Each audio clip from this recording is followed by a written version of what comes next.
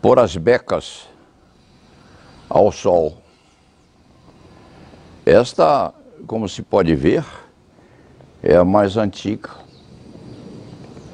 e, quiçá, a mais valiosa, porque é de um professor da Faculdade de Direito do Largo de São Francisco. Não lhe digo o nome agora. Está aqui. Foi descoberta num baú velho da ordem quando a corporação se mudou e foi oferecida à família, mas de repente a família se esqueceu disso. O escriba não vai mandar lavá-la, porque essas becas são sagradas. Este escrivinhador só a usou 2 vezes. Nas 2 vezes, elas lhe deram sorte, mas ficam com o sofrimento do velho professor, já ido, catedrático do Largo de São Francisco. E vai voltar à Faculdade de Direito, por oferta deste escriba, que tem direito a ela, porque é a apropriação resultante da posse, do abandono. Mas ela deve ficar guardada lá no armário das becas da Faculdade de Direito, das mais antigas que o país tem, onde, aliás, este escriba não se formou, mas tem 2 filhas galardoadas na Faculdade de Direito do Largo de São Francisco. Esta é aquela que o escriba usa, agora raramente, porque a idade aconselha vagar nas sustentações orais, oprime e exige muito do coração. É uma vestimenta clássica. Esta aqui é a primeira que o escriba teve. Tem o jabot, que simboliza a cravate francesa. 62 anos e alguma coisa. E esta, coitadinha, esta já sofreu muito. Nem é deste escrivinhador, é de um advogado humilde, que a deixou aqui há muitos e muitos anos. E este advogado não teve coragem de mandar higienizá-la, porque é a imagem, sim, de um bacharel muito sofrido, que de repente a usou uma só vez antes de partir. Estas becas são postas ao sol de vez em quando. Este escriba é supersticioso, não manda lavá-las, precisa fazê-lo. É imperativo que o faça. E aqui é o altarzinho onde o escriba, todas as manhãs, reza uma Ave Maria, porque é católico. Esta Nossa Senhora foi descoberta meio escravinhada na represa de Ibiúna, onde este advogado tem uma casa sossegada. Estava quebrada, foi recuperada pela artista plástica Maria Alice e recebe uma reza, uma Ave Maria todos os dias para dar sorte nos escrevinhamentos. e se lhe põe uma rosa extraída aqui desse jardim também, porque é preciso que do jardim as flores sejam retiradas para poderem ornar essa Nossa Senhora. Assim começam as manhãs. Esta manhã se inicia com a beca ou a toga do professor da Faculdade de Direito do Lago de São Francisco.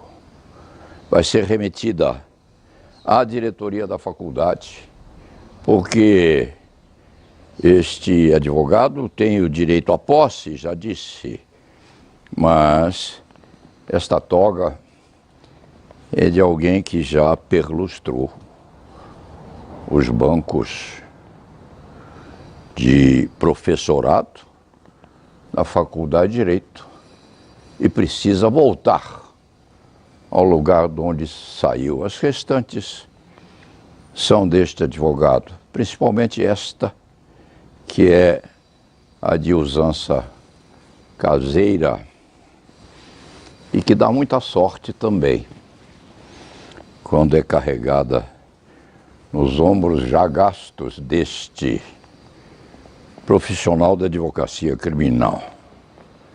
E amanhã começa assim,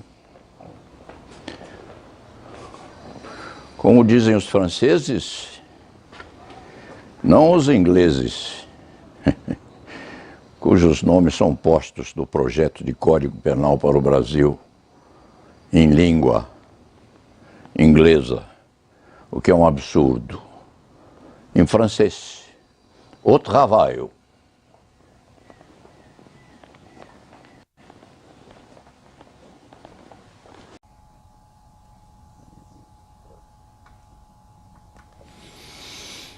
Hoje é 7 de março de 2019. A vida de um advogado criminal começa cedo, mas hoje começa mais tarde, são 9h50. Houve coisas domésticas a fazer. A família precisa.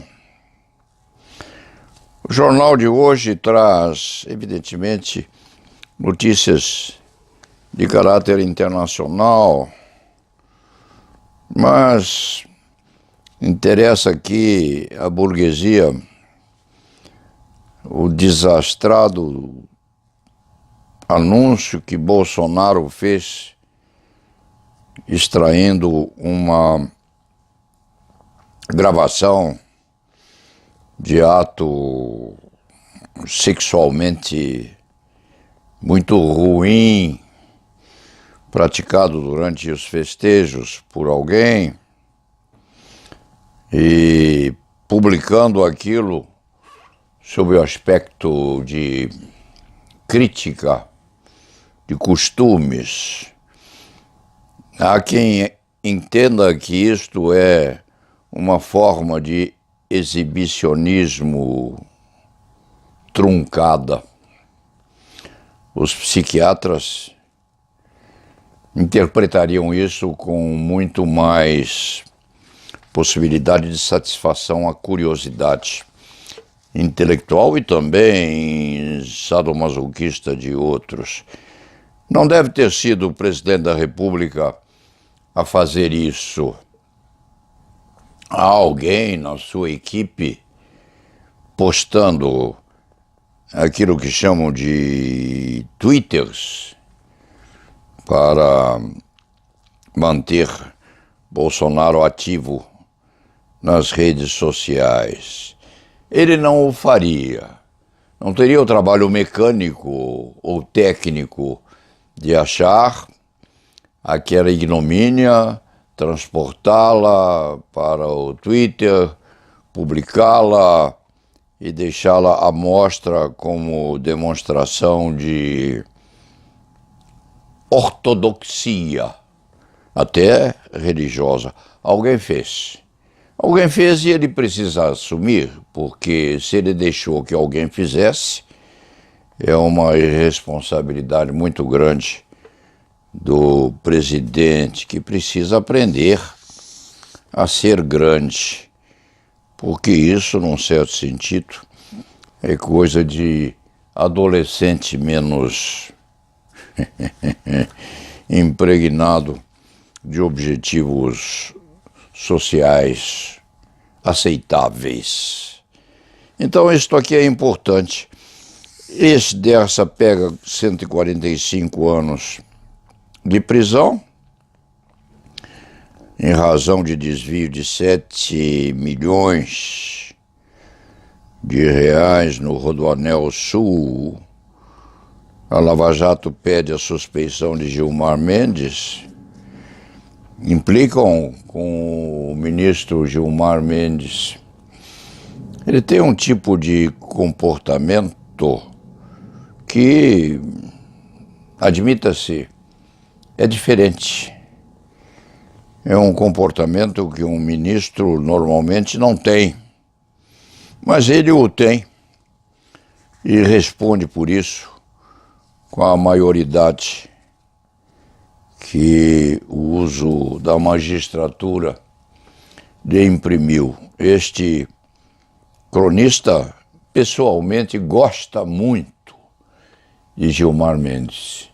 Não o conhece pessoalmente, nunca trocaram uma só palavra, além daquelas raras que são de imposição num debate judiciário, mas gosta de Gilmar Mendes, sim, como gosta de alguns outros ministros da Suprema Corte, como não gosta de Joaquim Barbosa, quando ministro era, e continua não gostando, depois que deixou de ser um dos maiores magistrados da República. Enfim, ver-se-á o que há de acontecer. Do lado deste antigo criminalista, gosta sim. Gosta de alguns, desgosta dos outros e tem o direito inalienável de amar ou de não gostar de alguém. O restante deixa de merecer a atenção deste antigo criminalista. Vale a pena dizer que este advogado acordou hoje com a estranha sensação de estar sendo vigiado.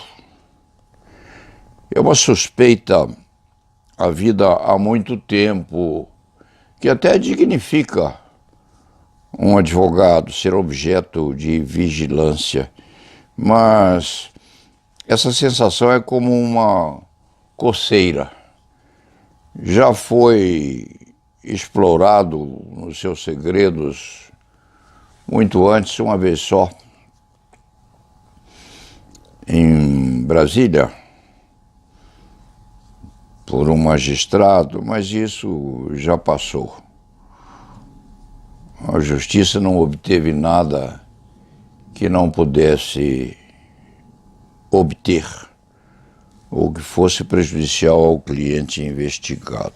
Mas acordou com essa sensação, o escriba, de que está sendo investigado, o que hoje é alguma coisa absolutamente normal, em se tratando principalmente da advocacia criminal, porque todo criminalista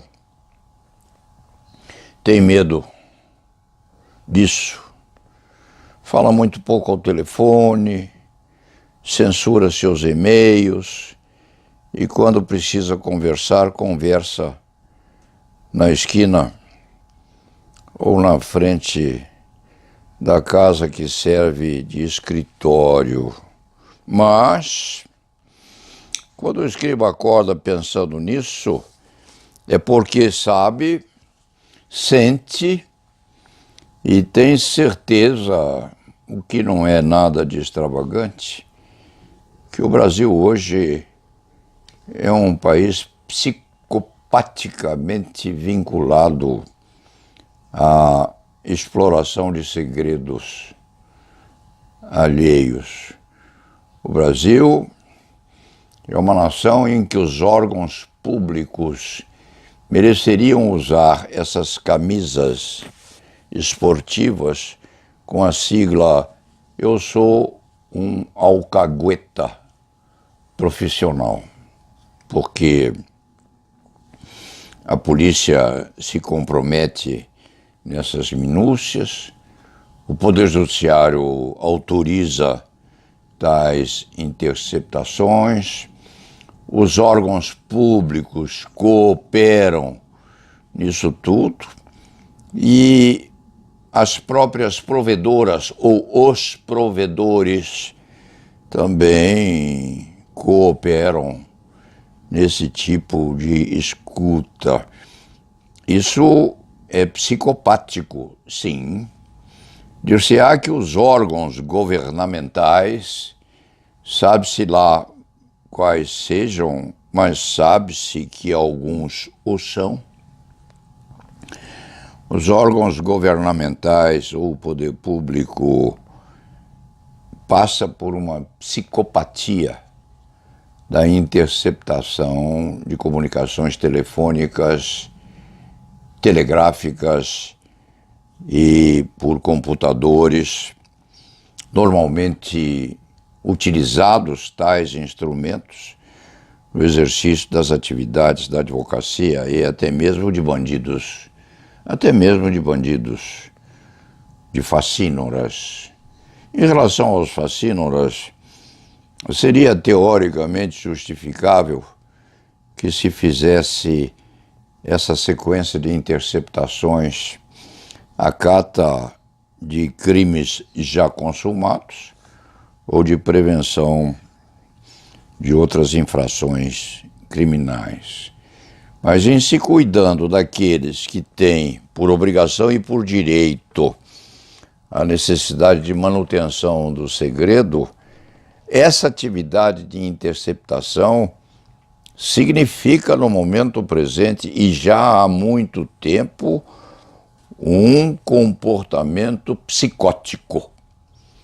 Dir-se-á, com certeza, e se entrevistar um psicólogo, um psiquiatra, uma criatura acostumada à interceptação e à interpretação do que acontece ao ser humano, se indagar de um deles se a expressão psicopatia é correta, ele dirá com certeza que tal anomalia é, sim, uma obsessão de natureza paranoica.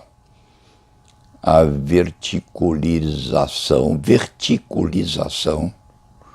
dos segredos que o ser humano carrega. Alguns deles vituperantes, outros absolutamente vinculados à intimidade que o ser humano carrega consigo e que tem o direito absoluto de manter a vida pessoal, a comunicação íntima entre dois seres humanos. E já aconteceu, o escriba tem isso nos seus arquivos, de interceptação, até mesmo de um congraçamento sexual de preso e presa dentro de um presídio, na suspeita de que no meio desse ajustamento um estivesse comunicando à outra algumas instruções para que a outra praticasse no exercício da criminalidade. É horrível o que uma mulher faria, seria horrível o que uma mulher faria se, quando fizesse tal tipo de mensuração de recados a criminosos a esperarem a notícia do que seria preciso fazer. Mas é horrível também, é repugnante que a autoridade pública se valha desse meio para interceptar conversa entre dois amantes. E amantes seriam, embora trocando segredos criminosos no meio das juras de amor. Isso, num certo sentido, a equipe do presidente Bolsonaro fez, porque com o intento de obter uma solução de natureza moral para o povo, gravou ou obteve a sequência eletrônica de um comportamento sexual anormal e repulsivo. Consumou-se o mal para a teórica obtenção do bem. É o que as autoridades policiais e até mesmo algumas judiciais, que não hão de confessá-lo, ou até mesmo um ou outro setor do Ministério Público, fazem com o objetivo de praticar o bem. Consuma-se uma conduta anormal, a interceptação, para obter um resultado proveitoso à moralidade e à legalidade do comportamento em sociedade. Não se percam os assistentes deste site em pensar que este criminalista regulamentou aquilo que iria dizer. As particularidades vêm vindo ao cérebro na medida em que se começou afirmando que há a sensação de que existe uma vigilância organizada em torno da advocacia criminal brasileira. Em síntese, para terminar este breve comentário deste dia 7 de março de 2019, um país de alcaguetas, um país de espiões, um país em que já, logo, o espionamento do vizinho, a moda nazista, há de se transformar em costume praticado por todos. Aliás, já se pensou em investigar nos colégios o relacionamento entre os estudantes e os professores, a se ver o que os professores dizem no sentido de censuramento mais tarde em reuniões entre pais e mestres. Um país que chega a isso, chega a uma eticidade amorfa, apodrecida, que precisa ser, sim, combatida. O resto, o criminalista deixa de dizer, porque precisou hoje colocar suas becas ao sol para mandar lavá-las na medida em que necessário. E é necessário mandar lavá-las, porque uma delas tem 50 anos de uso. Na expectativa de que o sofrimento dos outros haja impregnado o pano, na medida em que favoreceria, quiçá, a inspiração do orador. Por hoje é só, e la nave vá.